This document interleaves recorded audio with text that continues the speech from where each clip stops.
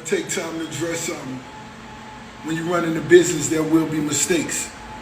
But as the biggest boss, you never make the same mistake twice. You see, accountability.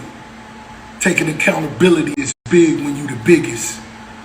And remember this, most successful people don't take stumbling as a setback, but actually a stepping stone to greater things. You heard me?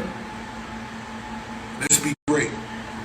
Well, Rick Ross is apparently addressing a story that broke via TMZ yesterday.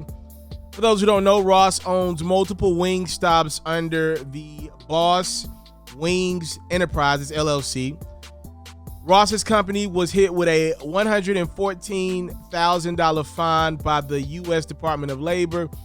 They were fined for back wages and other penalties after the agency determined that Rose's LLC wasn't playing by the rules. Essentially, they're claiming that a couple of Ross's Wingstop locations, specifically located in the Mississippi area, were underpaying some of their employees. Were taking home less than $725. You cannot do that. I mean, you're just not going to get away with that. Ross was hit with a $51,000 fine to pay back to 244 employees in which some of these things applied to. And then he got hit with an additional $63,000 in fines just because he, broke the law. There's also some implications in that fine that Ross and the Wingstop locations were making people work past 10 p.m. that were under the age of 16. By the way, I am from Memphis. Memphis and Mississippi like first cousins. I worked way past 1 a.m., 2 a.m. when I was in high school under the age of 18. So be clear, a lot of companies do that. It's only a thing because Rick Ross's name is attached to it. Do you know how many places the Georgia Department of Labor would have to fine if they found out how many of these spots had kids working past the age of 10 p.m., especially during weeknights? Like, stop it.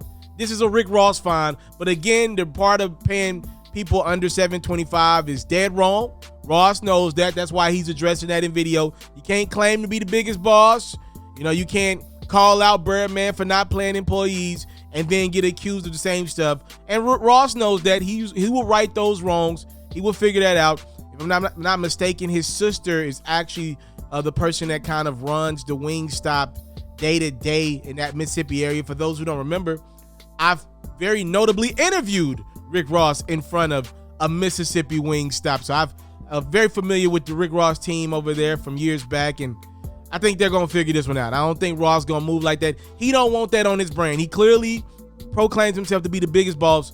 The biggest boss is going to have to pay some back pay to these employees that were making less than $725. That's what Ross was addressing on his Instagram account. Thank y'all so much. Time, love, and support is what I don't take for granted. Ross gets hit with some fines from the GDOL for allegedly paying his employees under the standard $725 minimum wage. I'm out.